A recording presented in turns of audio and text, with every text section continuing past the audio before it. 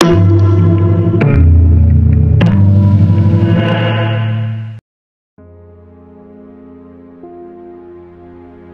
invito a hacer una pequeña búsqueda en Google.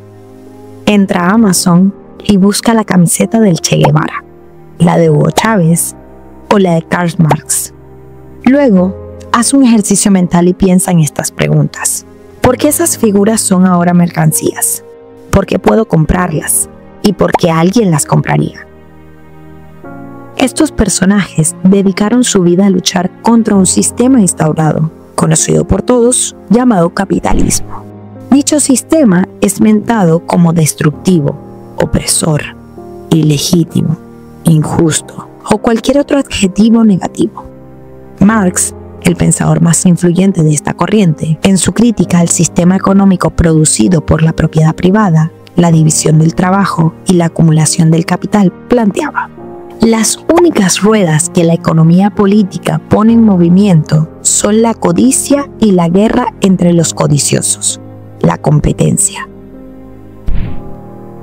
Ahora pensemos en la siguiente pregunta.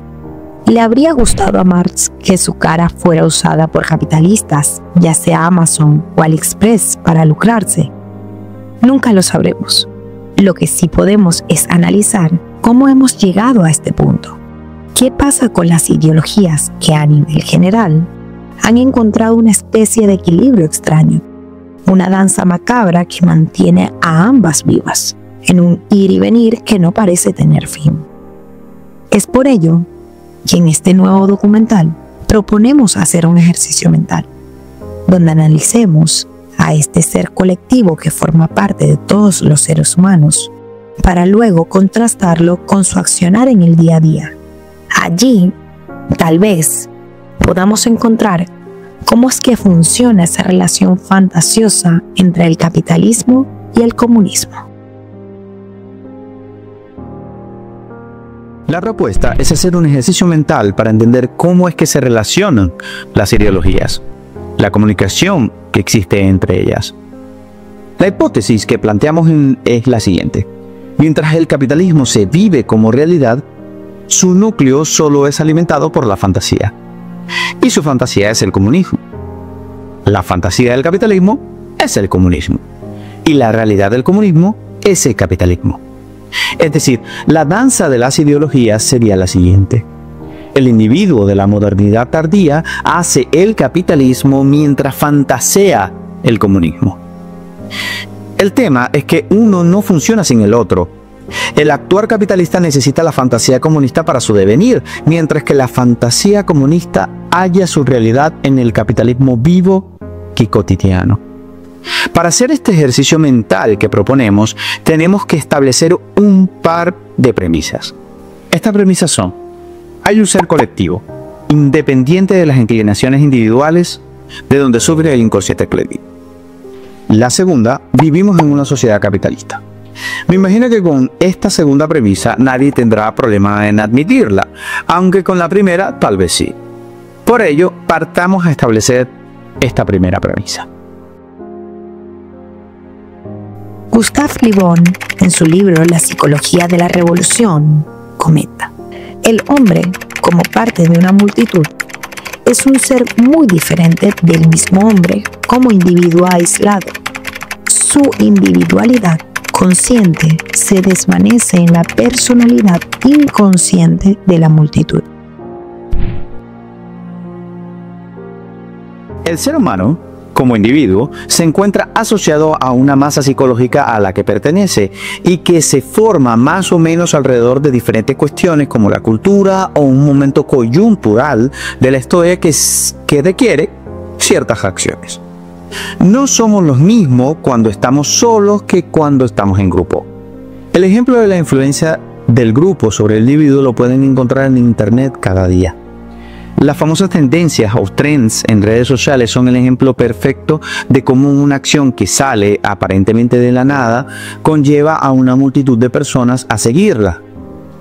En ese día a día podemos ver materializados 4 elementos que Gustave Le Bon planteaba como necesarios para que una idea, baile o meme, como lo quieran llamar, se convierta en un elemento masivo: la afirmación, el contagio, la repetición y el prestigio. Primero, algún creador de contenido relativamente famoso crea un baile o 20 segundos de una tonada pegajosa. Luego, un grupo pequeño, los fans más fieles, comienzan a darle exposición. A esto podríamos llamar afirmación. Segundo, un grupo un poco mayor de individuos conectados por el mismo mood psicológico comienza a replicar la tendencia afirmada, haciendo que comience a hacerse viral. A eso podríamos llamar la etapa de contagio. Tercero, de tanta exposición a través de la red social se genera la sensación de que todo el mundo está haciendo lo mismo, que todos están contagiados por la tendencia. A eso podríamos llamar la etapa de repetición. Por último, el objeto del tren, la pieza o el maquillaje de tendencia, no lo sé, o el creador de dicha tendencia, o quien se asocie el mejor baile, o quien simplemente destaque por algo en esa tendencia, recibirá la realización de la idea confirmada. Es decir, se convertirá en famoso. A eso lo llamaríamos prestigio. Decía Le Bon, una vez llegado a este punto, muy pocas personas en la masa se atreven a contrariar esa idea o persona que ha alcanzado dicho prestigio. Y solo otra idea o persona con el mismo prestigio puede oponérsele. Si lo analizamos con detenimiento, todo lo que pasa en nuestro mundo como individuos que formamos parte de la masa psicológica sigue esta lógica. Pensemos en la rivalidad Messi-Cristiano. Ellos dos son el ejemplo perfecto de cómo funciona el choque de dos personas que han alcanzado el prestigio. Ambos se afirmaron en un sector de la masa. Ambos contagiaron. Ambos llegaron a ser prestigiosos a través de la repetición de sus actuaciones año tras año. Y hoy en día tienen un séquito gigante de millones de personas que se pelean por ellos, tanto en redes como en la realidad. Esto solo es posible dado que gobierna en nosotros una fuerza psicológica más allá de lo individual, que nos conecta a todos como humanos y que Le Bon llamaba psicología de masa. Lo que luego se desarrolló más a profundidad en la psicología y terminó llamándose inconsciente colectivo. Aunque este término se lo debemos a Carl Gustav Jung. Jung legó al mundo muchas palabras y frases que hoy en día forman parte de esa sociedad psicologizada. Por ejemplo, cada vez que pienses que eres extrovertido o introvertido, piensa en este psicólogo suizo. Él fue quien te regaló esa forma de describirte. En su libro Arquetipos e Inconsciente Colectivo, lo define de la siguiente manera. Un estrato en cierta medida superficial de lo inconsciente es, sin duda, personal.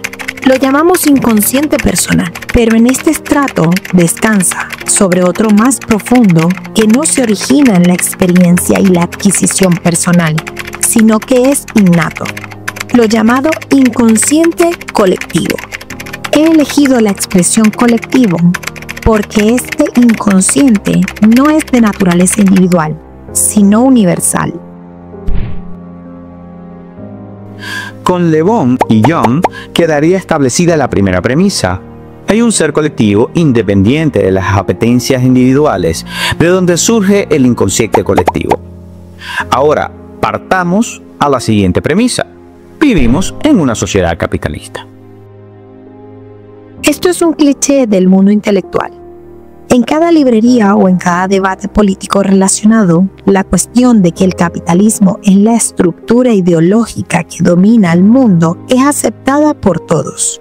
Los críticos vivos mantienen una lucha revolucionaria contra lo que consideran un modelo opresor y destructor. Pero, ¿de dónde surge esta afirmación? ¿Por qué se afirma sin más que vivimos en un mundo capitalista?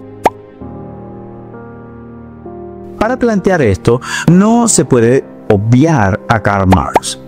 Es imposible pasar por alto a quien creó un modelo teórico que aglutinó y conformó una tradición de ideas hasta hasta convertirlas en una cosmovisión radicalmente distinta al liberalismo y al sistema basado en el capital. Lo que hoy día conocemos como marxismo es una cantidad ingente de teorías que tienen como origen los libros escritos por Marx, desde El Escorpión y Félix en 1837 hasta las notas sobre Wagner en 1880. Más de 40 años de cartas, reseñas, comentarios, artículos y libros convirtieron a Marx en una especie de profeta, de elegido, que reveló las entrañas del capitalismo y que mostró el camino para superarlo. Por ello, resulta lógico hablar de él si se quiere afirmar esa segunda premisa que afirma que vivimos en una sociedad capitalista. Marx entiende que la economía política, tal y como fue desarrollada por economistas como David Ricardo y Adam Smith, es la fuente de la desgracia humana. En dicha economía, la fuerza de trabajo es usada por quien no trabaja para enriquecerse. En otros términos, el capitalista usa al obrero para generar capital y de allí generar riqueza. En este sentido, hay que resaltar que toda la obra de Marx está marcada por la economía clásica, que consideraba que el trabajo, como fuerza creadora abstracta de toda sociedad, es la fuente de la riqueza. Ya en los manuscritos económicos filosóficos, el mismo Marx se pregunta, ¿qué es el capital? Y responde citando la riqueza de las naciones de Adam Smith: cierta cantidad de trabajo acumulado y puesto en reserva. Es decir, el capital es trabajo acumulado. Los dos conceptos para entender por qué vivimos en una sociedad capitalista son 1. El capital y 2. El trabajo. Toda la obra de Marx se trata de la relación que existe entre estas dos cuestiones, ya sea que lo vea desde la perspectiva moral, ya sea que lo vea desde la perspectiva económica. Lo importante para entender por qué vivimos en una sociedad capitalista yace en lo que pasa entre esas dos cosas.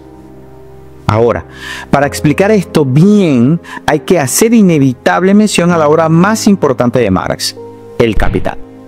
En dicha obra se plantea la forma en la que el capitalista se adueña de la riqueza que crea el trabajador. En el capítulo 16 de esta obra, Marx habla de un concepto que ayuda a entender la relación entre trabajo y capital: el plusvalor. El plusvalor sería una cuantía generada por el plus trabajo que hace la fuerza laboral y que se queda el burgués.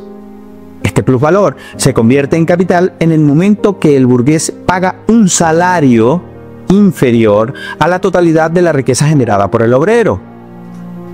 Marx plantea la fórmula para explicar esto de la siguiente manera: plus trabajo sobre jornada laboral igual a plusvalor sobre valor del producto igual a plus producto sobre producto total. Hay una jornada laboral establecida, digamos de 12 horas. En esas horas el trabajador genera un producto que tiene cierto valor y que será el producto total. Digamos que para hacer dicho producto se tarda 6 horas. Es decir, el valor del producto equivaldría a 6 horas de trabajo abstracto. El resto de las horas, las 6 horas restantes, serían la parte superior de la fórmula: plus trabajo, el cual generaría un plusvalor, y este, a su vez, generaría un plus producto. Todo esto es la fuerza productiva total del trabajo. Pero dicha totalidad no se la queda el trabajador, sino que una parte de ella, la parte superior, queda en manos del que no trabaja. Al que sí trabaja se le asigna un salario que viene a representar solo una porción de esa totalidad producida. Es decir, la fuerza productiva se convierte también en una mercancía. El trabajador se convierte en un valor económico con sus vaivenes del mercado.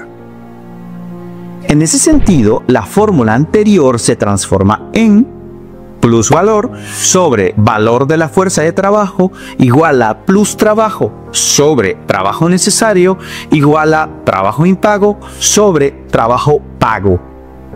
En esta fórmula se aprecia lo que sería el núcleo de la relación entre capital y trabajo. Un producto requiere una cantidad determinada y finita de trabajo necesario para existir. Este trabajo necesario es el que de alguna forma paga el salario. Es lo que Marx llamaba trabajo pago. Sin embargo, en el sistema capitalista, la producción no para en este momento, sino que continúa.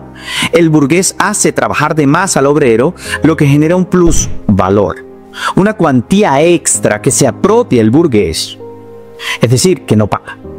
Es esto a lo que Marx llama trabajo impago.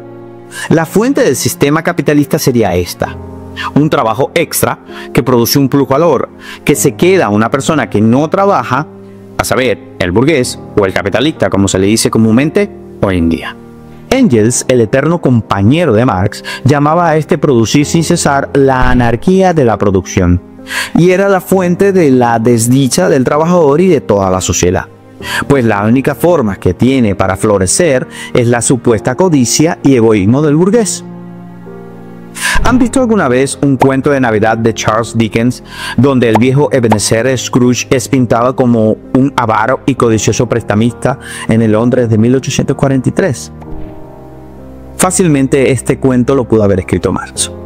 En resumidas cuentas, vivimos en una sociedad capitalista porque hay un grupo de individuos que le arrebatan la riqueza a los que sí trabajan, y que luego dicha riqueza la utilizan para controlarlo y mantenerlo en esa posición de pobreza, desdicha y desamparo. Ya en los manuscritos citados, Marx comenta: el capital es trabajo acumulado, porque se ha ido arrebatando al obrero una cantidad creciente de su producto, porque su propio trabajo se le enfrenta en medida creciente como propiedad ajena. Según Marx, la sociedad es capitalista porque hay un grupo de gente que se adueña del trabajo de otros. Los que se adueñan del trabajo son muy pocos y los que en realidad trabajan son muchos. Obviamente, la posición de la economía clásica, donde el trabajo es la fuente principal de riqueza y el valor de las cosas se puede determinar objetivamente, ha sido fuertemente criticado por muchos economistas importantes, incluso superado, se podría decir. Pero eso es un tema de otro documental.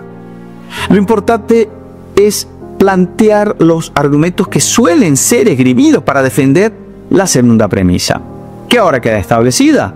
Vivimos en una sociedad capitalista. Ahora, el problema a plantear es cómo han querido sus críticos superar esta situación. Marx, por su lado, esbozó más o menos una ruta que llevaría al comunismo, al que supone un sistema más justo. Sin embargo, mientras esta situación histórica se hacía patente, era necesario hacerle ver a los individuos esto. Marx toma un concepto utilizado por Moses Hess para explicar la situación en la que se encuentran los trabajadores: alienación. La alienación es una especie de velo que cubre las mentes de las personas que no les permite ver la realidad. Inspirados en el concepto que escribe Marx y Engels en Ideología Alemana, los hombres y sus relaciones aparecen invertidos como en la cámara oscura. La alienación hace que los obreros, los que producen la riqueza, vean la realidad de forma invertida, que no vean la verdad de su explotación. Esto es lo que los lleva a actuar sin saber, a vivir en la ignorancia de su condición. De allí se deriva la fórmula marxista: ellos no saben lo que hacen. Por ende, el trabajo de los intelectuales y aquellos que ya conocían el secreto era despertar a los obreros del letargo en el que estaban gracias al poder del capital. Sin embargo, los años fueron pasando. Las predicciones de Marx no se cumplieron y nunca se llevó a cabo la dictadura del proletariado, ni hemos llegado a vivir el comunismo que él soñó. El capitalismo, en vez de destruirse, como él lo predijo, se ha extendido por todo el planeta y domina el globo. ¿Cómo enfrenta esto aquel pequeño obrero que alguna vez defendió Marx? ¿Sigue estando alineado? ¿Los obreros modernos no saben lo que hacen? Estas preguntas son muy importantes para plantear la conclusión de este documental. La fantasía del capitalismo es el comunismo. Peter Sloterdijk, que también es alemán, tiene un libro muy interesante llamado Crítica de la razón cínica, publicado en 1983. En este libro hace un cambio a esa fórmula marxista de la que hablamos anteriormente. Según él, la sociedad moderna se ha vuelto cínica. Los individuos ya no son aquel ignorante e inocente obrero que era explotado por el cruel burgués, sino que se han convertido en individuos que saben lo que hacen, pero aún así lo siguen haciendo. La fórmula de Marx era que los individuos no saben lo que hacen, que son inocentes, que tienen una falsa conciencia de las cosas. El cambio que hace Sloterdijk es indicar que eso ya no es así, que los individuos ahora sí saben lo que pasa, sí saben que algo los oprime, incluso saben quién los oprime, pero aún así siguen actuando como si no lo supieran, actúan con cinismo. El primer capítulo de Crítica de la razón cínica se titula El cinismo, o caso de la falsa conciencia. Desde las primeras páginas intenta romper con esa idea de Marx de que la ideología capitalista controla las mentes de las personas y las mantiene ignorantes de su situación.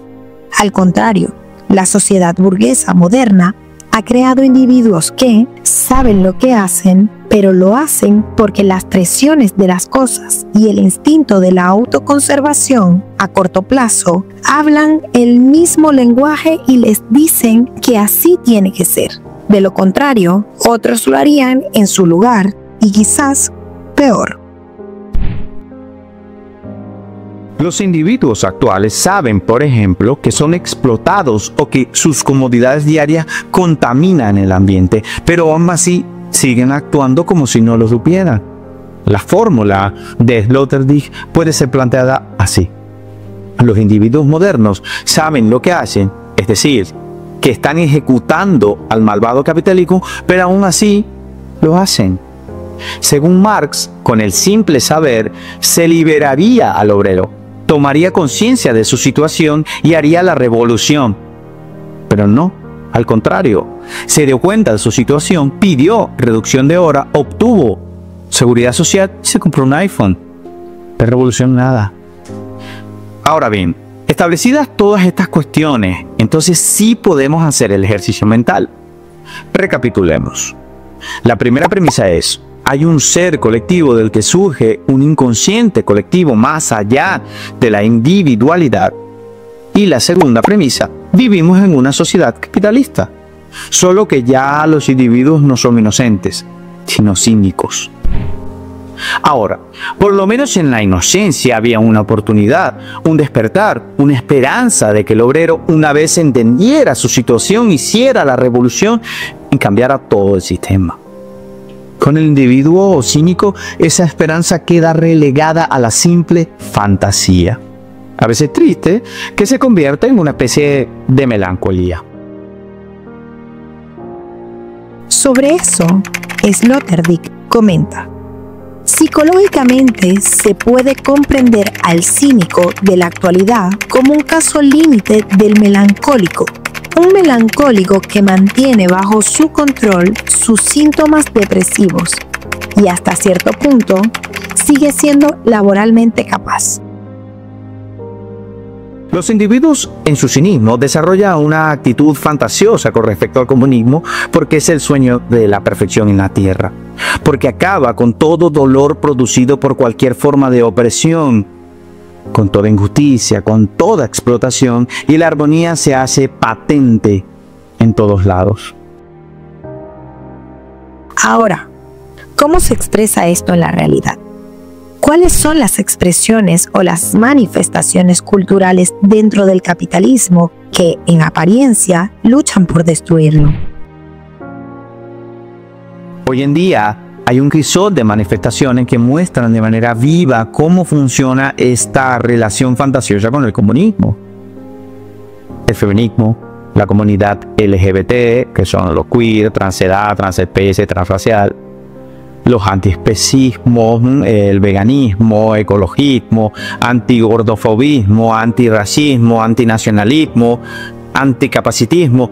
Todos estos movimientos en mayor o menor medida están asociados al marxismo, o por lo menos a la idea de que el capitalismo crea todos los males que les oprime. Estos grupos y subgrupos dentro de ellos conforman un intento fantasioso por hacer realidad el comunismo, aunque en su proceso sigan haciendo tal y como la realidad capitalista les exige que hagan, pues el día a día es capitalista. Aunque comas carnes de soja o pertenezcas a Black Lives Matter, tu accionar es capitalista. El sarcasmo te precede y te conviertes en un individuo que vive entre la melancolía y el cinismo.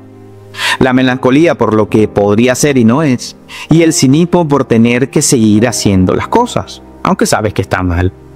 Sabes que el plástico es malo, pero sigues comprando en los supermercados tu comida. Aunque sea ese queso vegano que viene empaquetado con plástico reciclado, sabes en el fondo que no estás haciendo ningún cambio. A este vivir el día a día se refiere Sloterdijk en su libro, y este roce con la cotidianidad la que lleva al ejercicio mental de este documental. Muchos de los individuos de esta modernidad tardía viven el capitalismo, lo ejecutan y lo ensanchan, incluso lo hacen más poderoso, mientras fantasean con el fantástico idilio del comunismo. En ese perfecto equilibrio entre realidad y fantasía, ese ser colectivo se alza como un ente cínico, que a veces será triste, melancólico y revolucionario, pero que poco a poco volverá a la senda del hacer. Las ideologías encuentran así un equilibrio raro entre ellas. El capitalismo busca la fantasía del comunismo, la necesita, mientras que el comunismo se expresa en la realidad del capitalismo. Necesita esas fisuras que deja, esos espacios vacíos, para lograr alcanzar cierto grado de materialización, ya sea el feminismo marxista o del ecologismo comunista. Algún espacio de realidad alcanza. Y no es solo el individuo moderno el que vive en esta fantasía, ya Marx lo hacía en su tiempo. En su crítica del programa de Gotha, uno de los últimos escritos, fantasea en la fase superior de la sociedad comunista, cuando haya desaparecido la subordinación esclavizadora de los individuos a la división del trabajo, cuando en el desarrollo de los individuos en todos sus aspectos crezcan también las fuerzas productivas y corran a chorro lleno los manantiales de la riqueza colectiva, solo entonces podrá rebasarse totalmente el estrecho horizonte del derecho burgués y la sociedad podrá escribir en su bandera, de cada cual según sus capacidades, a cada cual según sus necesidades. El sueño comunista no comenzó con Marx. Nos podemos remontar a muchos antes, hasta la Revolución Francesa y tal vez más atrás con la Ciudad del Sol de Tomás Rambanella o la Utopía de Tomás Moro. Lo importante es saber que en el inconsciente colectivo siempre ha estado presente la fantasía de un mundo ideal, de un lugar donde reine la armonía, un sueño perfecto. La religión sabe bastante de esto y lo ha hecho con la idea del cielo. Pero Marx, que era un acérrimo ateo, pretendía crear ese paraíso aquí, en la tierra. Hay mucha gente que aún sigue creyendo en esta posibilidad. Algunos por ahí están tristes o melancólicos, acabados por la revolución. Otros, aún queriendo la revolución, viven con cinismo la realidad. El inconsciente colectivo expresa esta danza macabra entre las ideologías, de la que hablamos al principio del video, generando un perfecto equilibrio donde ninguna muere completamente, solo que se encuentra en sitios distintos del aparato psicológico de la masa, y desde allí dirige al individuo. De esta forma es que el capitalismo usa al comunismo, generando movimientos o fantasías que supuestamente luchan contra él, pero que terminan simplemente ejecutando la realidad capitalista y haciéndola cada vez más potente. De esta forma, el comunismo usa al capitalismo como realidad que le permite mostrarse como una etapa superior, como el sueño y como un ideal en el que no existe opresión y la armonía con la naturaleza y los otros seres humanos se extiende por todo el planeta. La reflexión a la que invita este documental es la siguiente. ¿Realmente queremos vivir una realidad de manera cínica mientras fantaseamos con un mundo ideal? Incluso, cada vez que la fantasía ha sido o ha salido de su sitio en la mente colectiva y se ha intentado instaurar en la realidad mundana, no ha sido un sueño, sino una pesadilla. No el paraíso en la tierra, sino el infierno. La Unión Soviética, Corea del Norte, Alemania del Este o Cuba. Todas han sido y son pesadillas para los individuos que han vivido en ellas. El único poder que tenemos frente a esta situación es la capacidad individual. Siempre lo ha sido. No para decantarnos por una de las ideologías, no para vivir de manera cínica o querer imponer una forma de pensar sobre los demás, sino para luchar contra aquello que intenta dominarnos. El inconsciente colectivo nos domina, claro está, ya lo dijo John en su momento, pero nuestra capacidad crítica es capaz de liberarnos. Por último, si les parece que lo que les propongo aquí resulta muy extraño, el mismo John tiene algo que decir al respecto.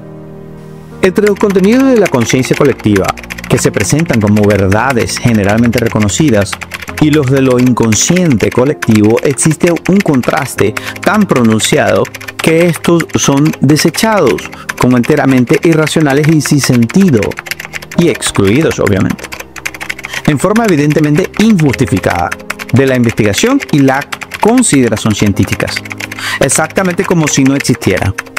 Pero existen fenómenos psíquicos de este tipo y si nos parecen absurdos, eso solo demuestra que no los comprendemos.